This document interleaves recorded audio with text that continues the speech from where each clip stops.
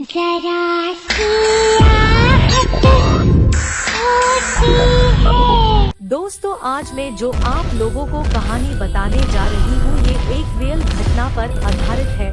ये घटना आप लोगों के साथ भी हो सकती है। आप लोग मेरी ये रियल हॉरर स्टोरी पढ़िए और सुनिए और बताएं कैसा लगा। तो शुरू करते ही आज की कहानी। किसी गांव में एक पुराने हवेली के पास एक जंगल था। जंगल में एक पुरानी कहानी थी कि वहाँ एक चुड़ैल रहती थी जो लोगों की लाशें खाती थी।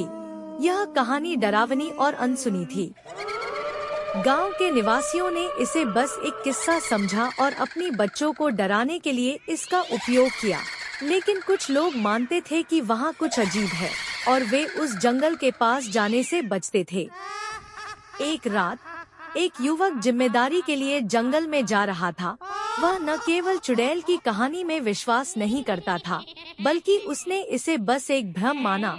जंगल में जाते समय उसने अलमारी की ओर एक अजीब सुराही देखी। उसने उसे लेकर जंगल की ओर बढ़ता देखा। धीरे धीरे रात बढ़ती गई और जंगल में अजीब माहौल छाने लगा।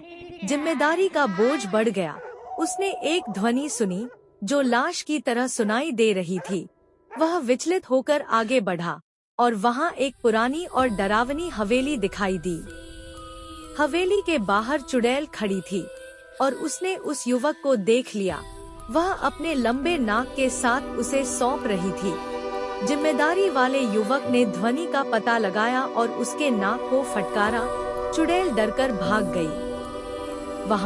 वह युवक ने एक पुराना रहस्य खोला जो लोगों को डराते रहने के लिए बनाया गया था। चुड़ैल वास्तव में उसे लाशें नहीं खाती थी, बल्कि वह एक गरीब और अकेले युवक को उसकी जिम्मेदारी का एहसास कराने के लिए वहाँ थी।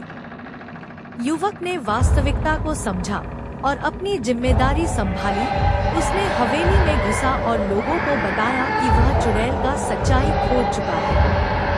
इस कहानी से लोगों ने एक सबक सीखा कि कभी-कभी हमारी भयंकर धारणाओं के पीछे एक वास्तविकता छिपी होती है, जो हमें हमारी जिम्मेदारियों का सही आदान प्रदान करने की सीख देती है।